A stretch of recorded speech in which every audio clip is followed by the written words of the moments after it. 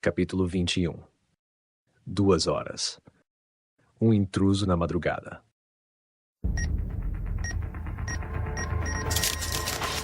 Os acontecimentos a seguir ocorrem entre as 2 e 3 horas. A madrugada avançava e depois de alguns minutos em que todos conversavam descontraídos na sala, o mordomo volta já apropriadamente vestido. Bem, meninos, Fala a avó.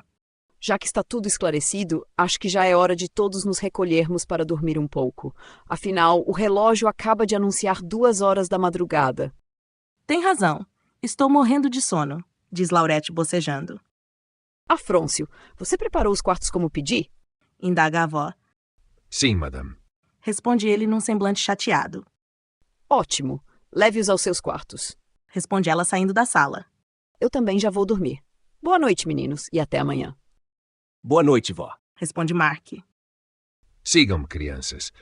Diz o mordomo guiando-os escada acima. A parte mais alta da casa era cheia de corredores com portas dos dois lados. Ao passar por uma das portas, que estava entreaberta, Robin vê o brilho das telas de vários monitores. Achei a sala das câmeras. Sussurra ele para Lillian e Mark. Ótimo. Responde ela baixinho. Depois de uns 15 minutos, quando todos estiverem dormindo, vocês dois me encontrem aqui nesse ponto do corredor, ok? Não acordem o Jorginho, assim como eu também vou me levantar sem acordar a Laurette. Perfeito. Concorda Mark. Vamos descobrir de uma vez por todas quem foi que roubou aquele guindaste. O mordomo deixa Lillian e Laurette num quarto, e Mark, Robin e Jorginho em outro.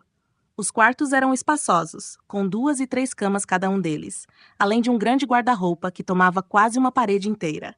Todas as camas eram cercadas por 2 criados mudos, com luxuosos abajures em cima. Uma porta dava acesso à alta sacada externa, que tinha uma vista espetacular do caminho da entrada da mansão. Há uma corda com um sino para vocês tocarem caso necessitem de alguma coisa. Avisa o mordomo. Boa noite a todos. Boa noite, Afrôncio, diz Laurette, já se arrumando para dormir. O mordomo sai pelos corredores, apagando as luzes e descendo as escadas. Laurette e Jorginho estavam tão cansados que em menos de 10 minutos já se podiam ouvir seus primeiros roncos. Mark e Robin saem do seu quarto nas pontas dos pés, assim como também Lillian. Os 3 se encontram no corredor escuro, que era iluminado apenas pelas fracas lampadazinhas de posição no alto das paredes. Onde é a sala das câmeras, Robin? Pergunta Mark. É bem aqui. Responde ele entrando na sala. Vamos tentar achar a câmera que está virada para o lado da empresa. Diz Lillian acessando os computadores. Achei! Legal. Vibra Mark. O ângulo da câmera dá para enxergar direitinho o galpão de guindastes. Agora é só voltar à gravação e ver se a gente consegue enxergar a Laurette roubando um deles. A filmagem é retrocedida até a madrugada do dia anterior. Espera, acho que vi alguma coisa. Dá play, Lillian. Pede Robin. Aquela não é a Laurette. Diz Mark vendo um homem entrar de mansinho no galpão usando as chaves, tirar o guindaste pela área dos fundos da empresa e entrar no pântano. Esse é o Carlos. É lógico. Entende Lillian. Ele trabalha na empresa. Por isso que conseguiu roubar o guindaste sem arrombar o galpão. Mas não faz sentido. Retruca Robin. E os fios de cabelos loiros dentro da cabine? E a gosma verde que eu vi ela fazendo? Ele talvez tenha tentado incriminar ela colocando pistas falsas. Conclui Mark. Afinal, você só viu a ponta do vestido dela e os cabelos loiros. Mas por que ele faria isso? Ela nem o conhece. Indaga Lillian. A não ser que o homem que a perseguiu na mata e que deixou as pegadas de botas na caverna fosse ele. Deduz Robin. Mas como foi que ele perseguiu a Laurette meio-dia, se de manhã cedo a morte, quer dizer, o Afrôncio, já havia pegado ele para prender no poço? Pergunta Mark. Já sei como descobrir isso. Diz Lillian, acessando novamente as câmeras. Com certeza deve ter outra câmera, virada para a garagem da vovó, que tenha filmado o momento exato em que a morte passou carregando ele para jogar no poço. E aqui está. Lillian mostra outra filmagem, onde aparecia o estranho encapuzado dirigindo o quadriciclo, vindo do pântano para dentro da garagem de caminhões da mansão, e trazendo Carlos já amarrado e desmaiado na garupa. Depois, com certa dificuldade, a coisa o joga no poço. A que horas foi isso? Pergunta Robin. Foi às 8 horas da noite de hoje. Diz ela olhando a filmagem.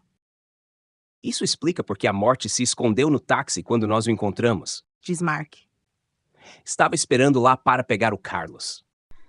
Então qual foi o verdadeiro motivo para Carlos deixar o táxi escondido lá próximo da casa da titia?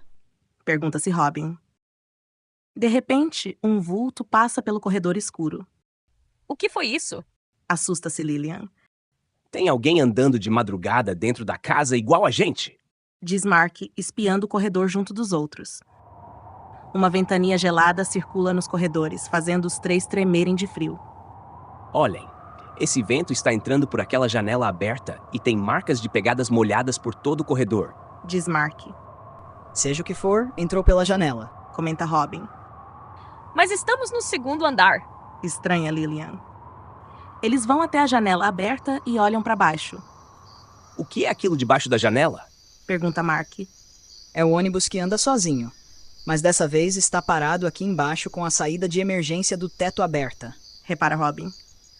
Não me digam que é o motorista invisível. Retruca Lillian.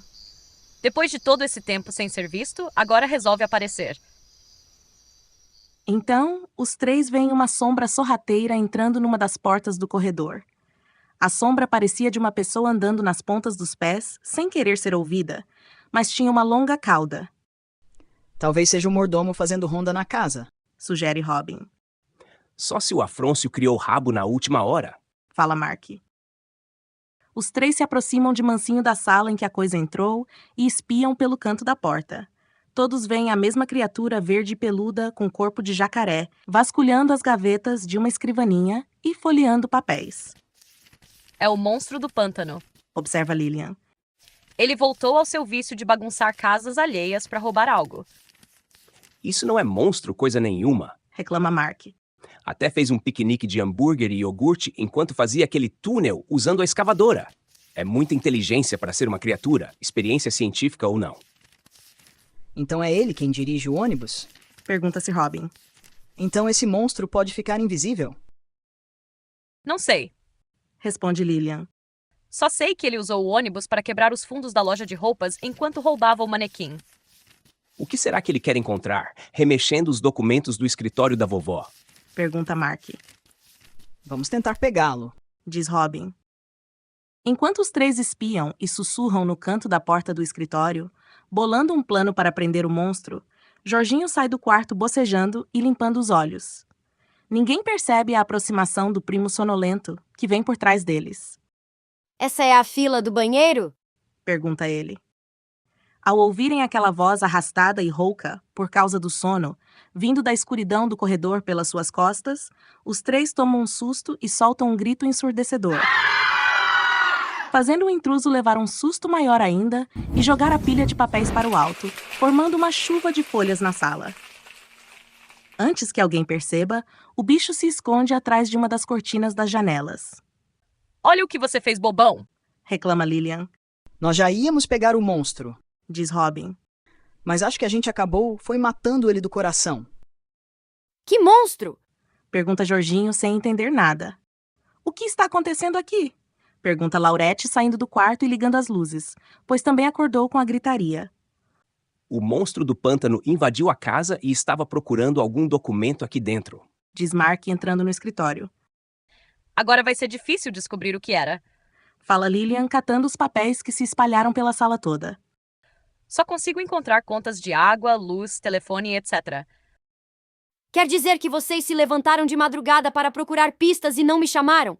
Diz o menino chateado. Para onde o monstro foi? Pergunta Laurette. Sei lá. Pelo susto que ele levou, deve estar aqui por dentro debaixo de alguma mesa, durinho. Responde Robin. Parem de enrolar com besteiras! Reclama Jorginho. Se tivessem pedido minha ajuda, eu já teria desvendado esse mistério. Tudo bem, Jorginho. Diz Mark. Vamos bolar um plano para pegar o monstro. Mas para isso precisamos de 10 litros de água fervente. Vai lá buscar. Está bem, já volto! Obedece ele que sai correndo. Para que precisamos de 10 litros de água fervente, Mark? Pergunta Laurette sem entender o mandado. Para nos livrarmos dele. Responde Mark. De repente, a criatura sai de trás da cortina, se abaixa para pegar um papel específico no chão e dispara pelo corredor. Lá vai ele. Vamos pegá-lo. Grita Robin. Enquanto o monstro pula a janela do segundo andar, Lillian consegue puxar o papel das suas mãos no último segundo. Consegui! Vibra ela ainda debruçada na janela. A coisa percebe que ela conseguiu tomar o documento dele e, num pulo, consegue segurar novamente o papel que ela sacolejava nas mãos comemorando. O puxão faz ela se desequilibrar e cair para fora da casa junto do monstro. Os dois caem sobre o ônibus que arranca a toda velocidade, derrubando o muro do jardim e entrando no pântano.